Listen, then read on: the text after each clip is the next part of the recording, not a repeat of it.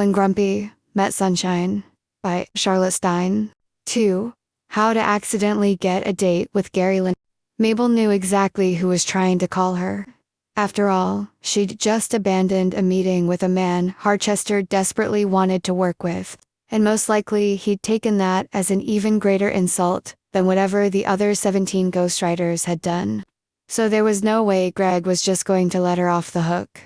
At the very least, there were going to be stern emails to Emmy about how she'd never work in this town again, even though what she'd done was really the best thing for everybody. She didn't and couldn't work with someone that rude. And even if she could have, Alfie Harding clearly did not want to anyway. It was all just a chance to mess around with people, to him. Or maybe a ploy to get people off his back about writing this thing. She'd heard through the grapevine that he was being pushed by his manager into this deal. In fact, she suspected that was the reason said manager hadn't been in attendance. Too much chance of things being smoothed over. Then, next thing you knew, there was no reason not to sign on the dotted line. No, that wasn't what he was looking for. And she should have known it the second she heard that any contract was contingent on him liking whoever he was supposed to work with. She'd been a fool. The whole thing would have been a disaster. A mess of a million scary arguments. Him coming up with increasingly horrible insults.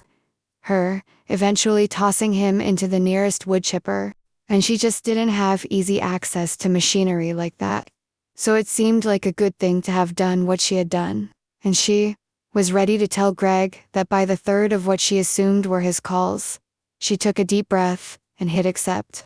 All of her ready for Greg's slick patter, and got the deepest depths of the north instead. "Hello, I am trying to speak with Ms. Mabel Williker," Alfie Harding said, as if that made the least bit of sense, starting with the fact that he was calling her after that whole hullabaloo, and ending with the absolutely baffling words he'd gone with. He sounded like a man attempting to get in touch with customer service. "I feel like you should already know you're speaking to her," she said in the most sardonic voice she could muster up. Which wasn't very sardonic at all, she had to admit. Truthfully, it was almost as chipper as she usually sounded, but it didn't shake, at least, and that felt like a triumph all its own. Not that Alfie Harding was going to acknowledge that fact. He just made a disgruntled sound, then said, "Well, I'm not just going to assume, all right. I'm bad with calling people." Only he didn't really say it. He shoved the words out from somewhere deep at the back of his throat. It sounded like very churlish gravel being shoved through an extremely sullen cement mixer. But that was fine. Because somehow, it seemed to make her even stronger. Like his fury took hold of her spine and threaded it through with steel. "I'll show you who's a human cupcake," she thought. Then because you just do it out of the blue, after being really rude to them. And oh, the silence that followed was satisfying. She had thrown him a little.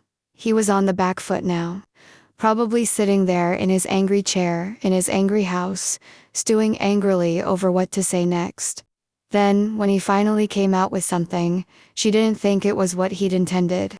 "No, because I don't understand newfangled phones," he blurted out. Like she'd forced him into honesty, somehow, a lot of honesty, apparently, because suddenly there was more. "I don't know why I can't just stick with my old flip one that has proper buttons on it. Now it's all little pictures that don't tell you what they are.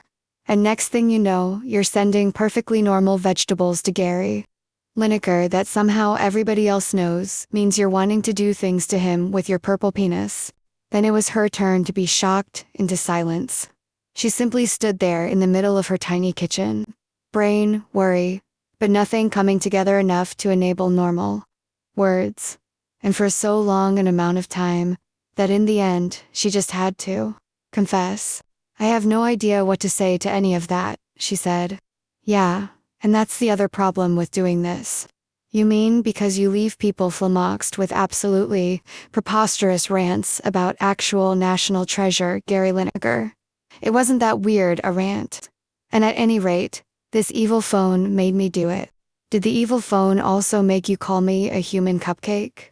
She expected another silence for that. After all, Her snark was actually getting pretty slick now. In fact, she almost sounded sort of confident about it, or maybe even amused, in a way she rarely was, when someone was a complete butt-face to her. After most insults, she either tried to laugh it off or turned into furious jelly. Her face went red and stayed that way.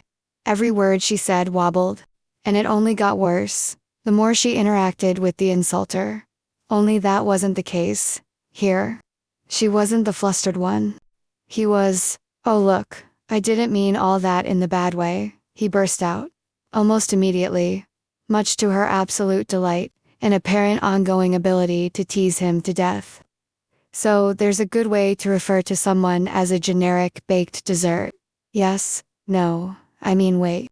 Let me just think for a second. You're going too quick. Good Lord, who is this person? She found herself thinking, because it wasn't just how flummoxed she was, making him a man who once played the entire second half of a game of football after breaking his leg. No, it was the fact that she could hear something in the background. A kind of rustling and shuffling that sounded really familiar. Then the dots connected in her head. Are you reading from notes right now?" she said, and fully expected to be shot down in some way. Now, she thought, he would come back at her with something good. Something that made sense. Like maybe he'd taken a part-time job in a paper factory, or was currently reading the script for the sequel to that movie. He'd been in about a footballer who gets sent to prison for killing the referee, both of which sounded mad, of course, but less mad than what she'd just floated, or so she thought, until he answered. "That is outrageous. I'm offended you'd suggest such a thing," he said, in the most overblown and obviously lying sort of way that she'd ever heard. It was all she could do not to laugh. "Alfie, I can hear the pages rustling every time you pause. And I'm pretty sure that you just muttered, 'I've lost my place now,' under your breath.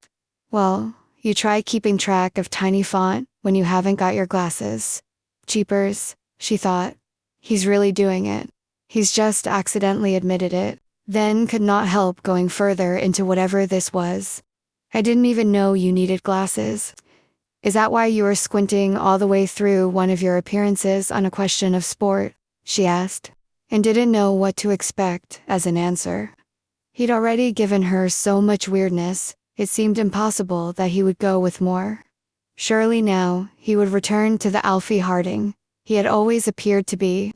On the pitch, and on telly, and in interviews, and even while acting, never saying anything above a single syllable. Always full of confident swagger, temper flaring in only the most on-the-ball sort of way. Only he didn't. He did not at all. That Alfie had flown the coop, apparently. And this absolutely terrible liar had taken his place. No. The studio lights were just very bright. "But you did it again at that awards ceremony. That was only because I was tired. So tired that you called Helen Mirren Helga Muppet."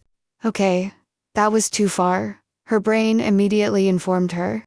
Yet strangely, she didn't feel bad about it. She felt something else, instead. Something that she didn't immediately recognize after years of never quite knowing how to respond when someone was mean to her. And especially when that person was powerful, which Alfie Harding undoubtedly was. He was famous, and rich, and used to people kowtowing to him. Yet, here it was, all the same. The sense that she had won. She knew she had, before he even replied. And when he did, oh Lord in heaven. It was glorious. See, I knew this would be a mistake. I could tell you'd be all insufferable with me, saying all your cute things until I'm completely turned around. Well, I'm not having it, he said, all in a big, angry, frustrated rush. Then he quite clearly tried to slam the phone down on her. Because apparently, he'd forgotten that phones didn't work that way anymore. Putting the boot in. When Hardiman Griff Mitchell, Manchester United legend Alfie Harding, takes out his rage on the ref during a heated championship match. He winds up with blood on his hands and a stretch in the slammer. He's looking at 30 years hard time in the roughest prison in the country. But after his cellmate, Little Jim Love Island's Benny Ormond is brutally murdered. Mitchell knows it's up to him to get even with the thugs who did it. And now there are no rules to play by. He's going to play to really win. And the scoreline is about to be drawn in blood. oceanofpdf.com. Subscribe for the other chapters.